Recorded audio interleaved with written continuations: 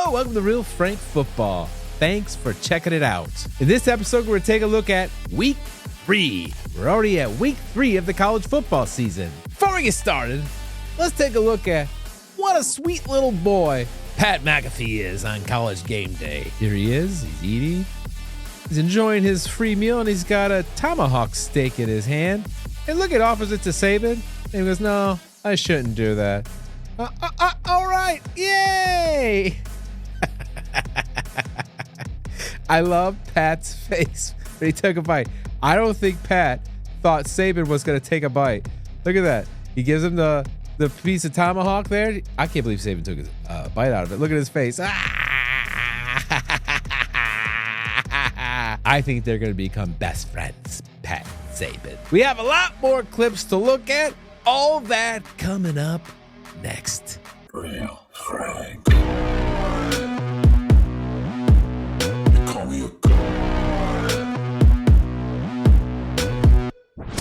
So here we are already at Week 3.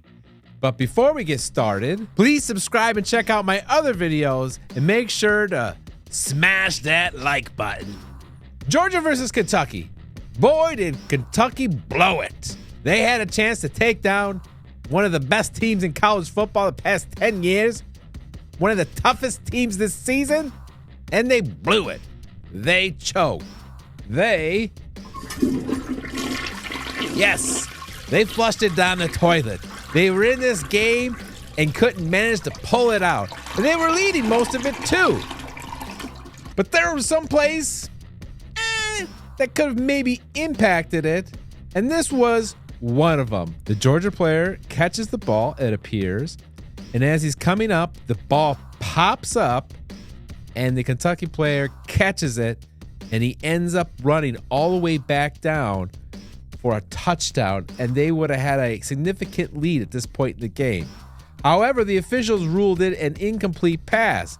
Now you be the judge. Kind of does look like the ball hits the ground here,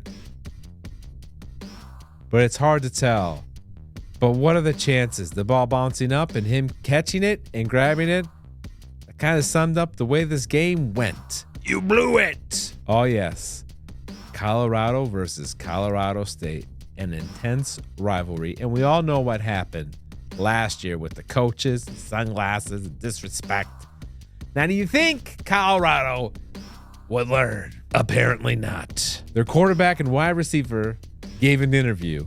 You have to listen to this free bulletin board material that was given in this interview. We owed them one, and that's just something that's been sitting on everybody mind since we came back from break. We owe them, and we walked away from that game, as we kind of left it all on the field. I don't feel like we left it all on the field because we should have murdered them guys, and they came out with that attitude as they were on top of the world, and this ain't no Cinderella story, so we coming for revenge. Yeah, they came out with that attitude and thought it was going to be a cakewalk. They saw the reports, 27.5 points or whatever it was. And they got a rude awakening real quick. And I think it goes to show that what are you thinking?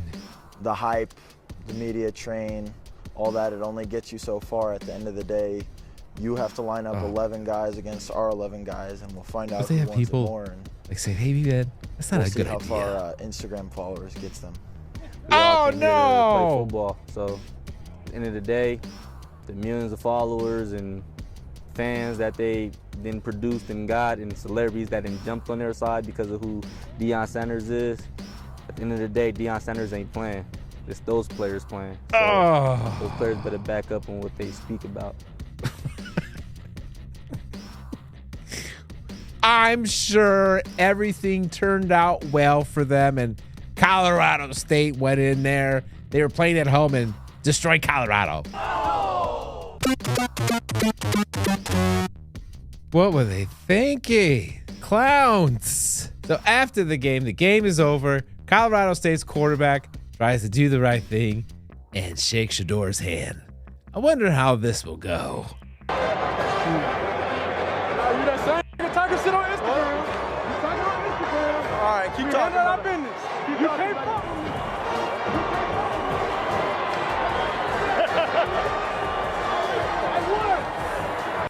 I don't think Shador liked that video. Texas A&M versus Florida. Oh my goodness. Poor old Florida. The amazing part of this game is Texas A&M has been pretty sucky the last few years, and it had been forever since they won a road game.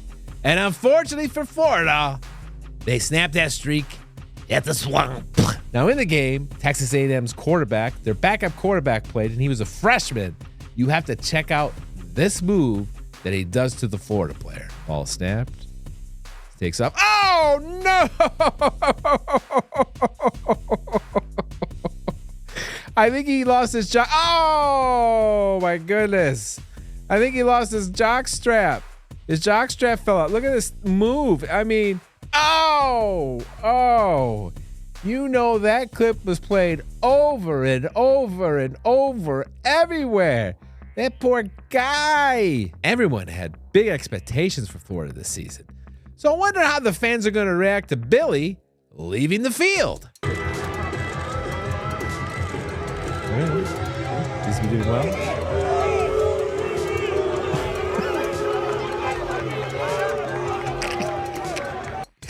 My favorite part is the fans waited. They waited after the game, waiting for him to enter the tunnel so they could just boo him. Alabama versus Wisconsin. Alabama destroys Wisconsin's quarterback early on in the game, and pretty much it was over then. But you have to check out this play. This is a field view of a touchdown pass thrown by Alabama. It's a very unique view, so I thought I would share it. Here comes the pass, hiking it. Here comes the pass right at you. Woo!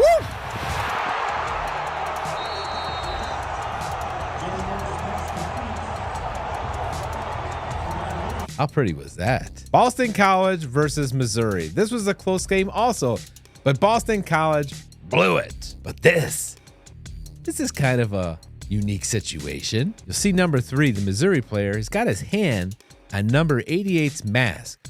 Look what he does. Oh, he took his mouthpiece. He has his mouthpiece in his hand, and they just threw it up in the air. Uh-oh, he got caught. The ref saw it, and look how high that ref threw that flag up. Look. He catches them, and look how high that flag goes. It's almost like, I caught you, fool. You did it right in front of me. Now, also in College Game Day, as you probably know, they do their picks. Everybody was picking Memphis over Florida State in the Memphis-Florida State game. But Kurt, he had a different opinion of it. Don't forget, this is Mike Norvell's former team, Memphis, before he came to Tallahassee. I can't believe all the disrespect towards Florida State. I apologize. Florida State. Oh. Florida State. Oh, so Kurt was a little concerned about the disrespect. Felt like Florida State was getting a lot of disrespect. Oops, Kirk. Even the fans have given up and pretty much knew before the game how it was going to end.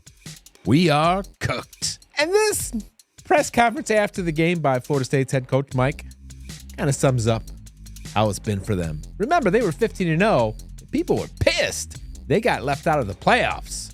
You know, obviously, I've had some opportunities that a fire alarm is going off during this press conference. Situations, but I mean, I think from their attitude, their approach, I mean, even they're in the locker room, we're all disappointed. You know, as we continue to work and continue to. They don't want to hear him anymore. Opportunity we have. I bet you someone from the staff pulled him. We're tired of you, Mike.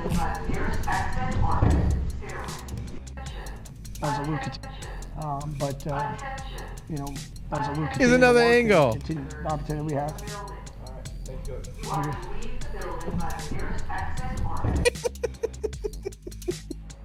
I think it's one of his staff members that pulled it. Mike, we tired of your shit. LSU versus South Carolina. Oh my goodness. South Carolina had so many chances to win the game, but they kept shooting themselves in the foot. Their starting quarterback goes down, and they were still in it. Their defense was playing insane, but they could not stop the ridiculous penalties on interceptions. LSU drops back, throws it, interception. They were going to score. Oh, look at the score at the bottom, 29-33. He's going, he's going to run it. Oh, look at, oh my goodness, a game-changing play. They're going to seal this game, 6 minutes left, and look at this personal foul. Blocking on their, oh. the quarterback. For what? For what? Cost his team an interception return for a touchdown. Now in South Carolina, they start raising their kids young to support their team. Here is a perfect example. The LSU receiver had just caught a touchdown, and you can see the two kids putting the thumbs down. I don't want to think that this lady is their mom or something, but watch. No, you suck, you suck. Oh, the finger! Oh, he got busted too. You see his mom like look at him? Here, look at this again. He couldn't resist. He got the thumb down, thumb down, thumb down.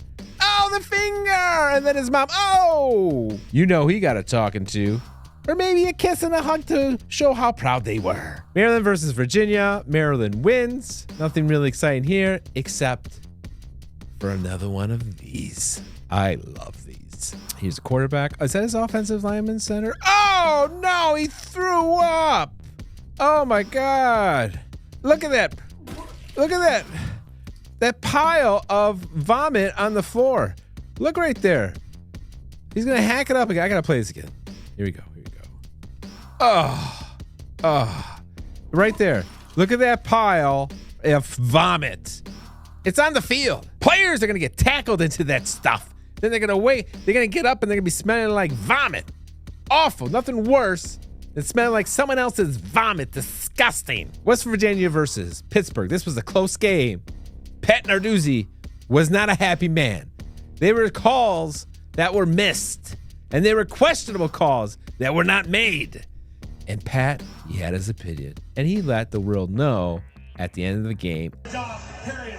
I mean, some of the calls we got late hit out of bounds. They catch a ball in the hands and the face, and I've never seen anything like it. You know, wow.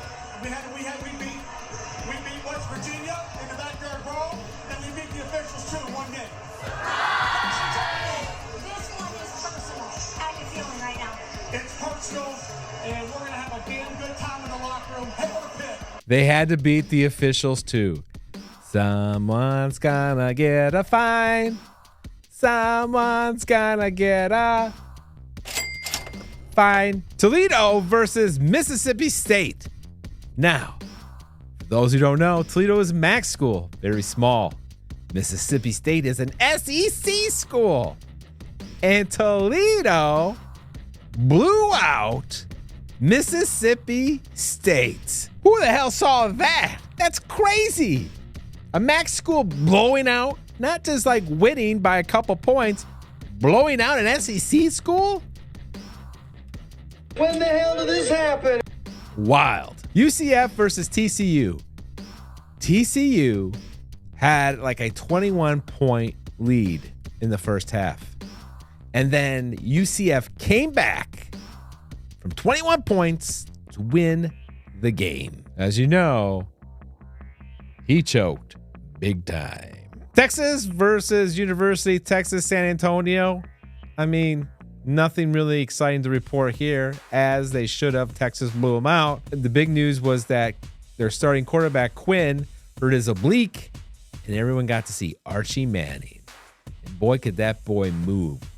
He has some fast speed compared to his uncles.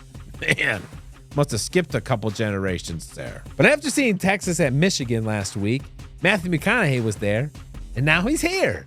And Quinn came back out to the bench after getting hurt and going to the locker room, putting street clothes. Here's Matthew. Now, is Matthew officially a coach or a part of the team now? I mean, here he is talking to Quinn, asking how he's doing.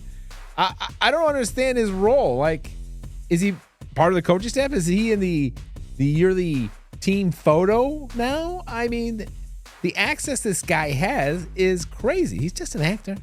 Is he researching a role about how to be a douche playing a football player or a douchey football player? And during the game, I think this was the beginning of the fourth quarter, they had some wild, cool drone show.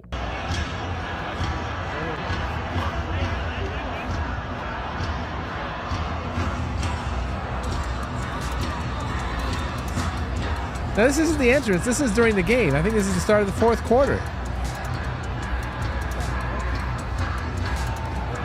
Here it goes.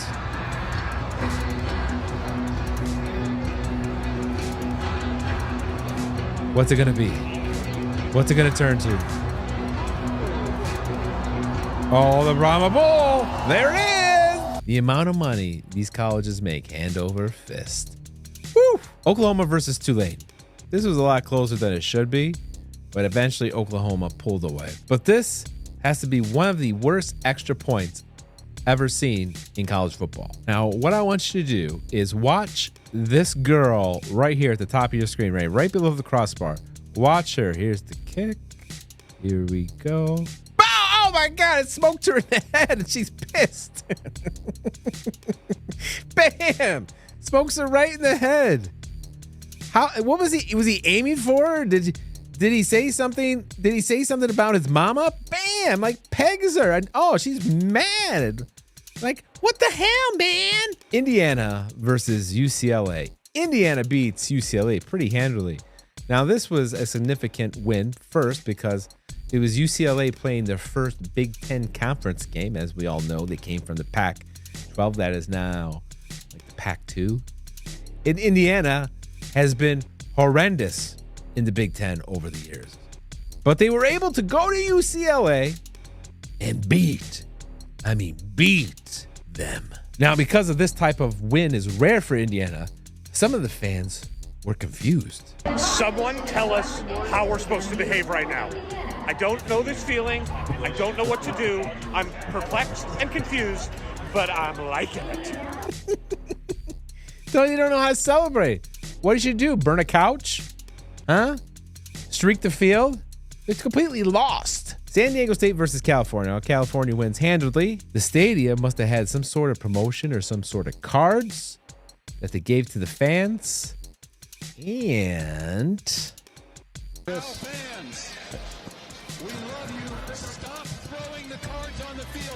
so that's California's head coach begging the fans to stop throwing the cards onto the field because they had done it a couple times already and they've gotten 2 15-yard penalties. So he takes the referee's mic and is begging the fans to stop. 15-yard penalties. Please stop throwing the cards on the field. They should do that too. Fans, please start cheering. We're winning. Washington State versus Washington. This score was a shocker. Washington State hadn't beat Washington forever, especially at Washington. They won, I think they played for the Apple Trophy. So this was a big win for Washington State. Play of the week. Now this play of the week is a little different. We are going to analyze a specific player from a team. Nebraska. Nebraska beats Northern Iowa. Yes, no surprise there. But what is interesting here, Nebraska's quarterback, Dylan Riola. Take a look at this and tell me who he reminds you of. Oh, it's Patrick Mahomes. Look, Patrick Mahomes. Patrick Mahomes plays for Nebraska. Oh, my God.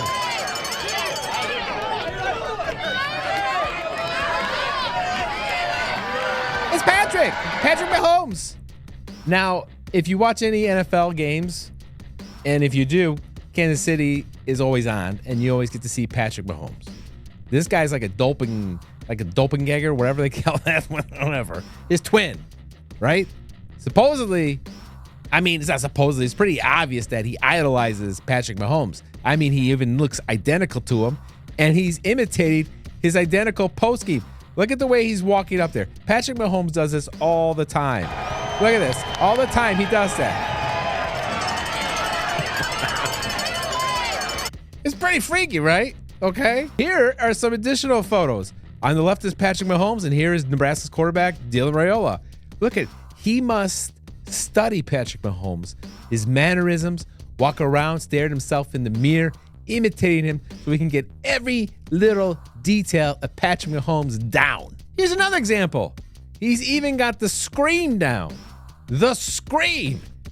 Now this is pretty fucked up, if you ask me, because he's really studied Patrick Mahomes. Do you think he's going to try and find a girlfriend that looks just like Brittany Mahomes? But here he is. This is Dylan, and they asked him a question about Patrick Mahomes. Now listen to this freak's crazy psycho's answer. A lot of people think I try to be just like him, but honestly, I played baseball, never liked football. As a kid, I always wore glasses. I've had this haircut since 7th grade maybe. Bullshit. And I didn't really know about Mahomes then. And Bullshit. I mean, I had my own little kick to it. So, I mean, Bullshit. I'm not completely like him, but I guess if that's what people want to say, I mean, that guy's You want people to say that. Stop it. one of the best, so it's cool. But I just try to do mimic my game after, myself. But Liar. Oh, Patrick, he must have saw me and he copies me. That's what it is. Also, if you're trying to get to where you want to get to, you have to see and know what it takes to get there. And I think he's done more than enough to see what it takes. And it's just learning football. But yeah, just try to do my thing. And The guy is crazy psycho. Everybody in that room knows he idolizes Patrick Mahomes and he wants to be like him and practices every detail of Patrick Mahomes so he can look like him and play like him. And then to sit at a news conference and deny it? What a freak. But that's a wrap for week 3. Pretty wild. I hope you will join me for next week, week 4 highlights. Until then, thanks for watching. No time in the world, yeah, to be scared. Leave it all on the line or don't be here. My ending's unclear. I can feel the quest, it's pulling me in. I don't wanna rest, I need to begin. I listen to my chest, I feel it in the wind. I know that I'm obsessed, that's how I'm gonna win. Yeah, I trained for this.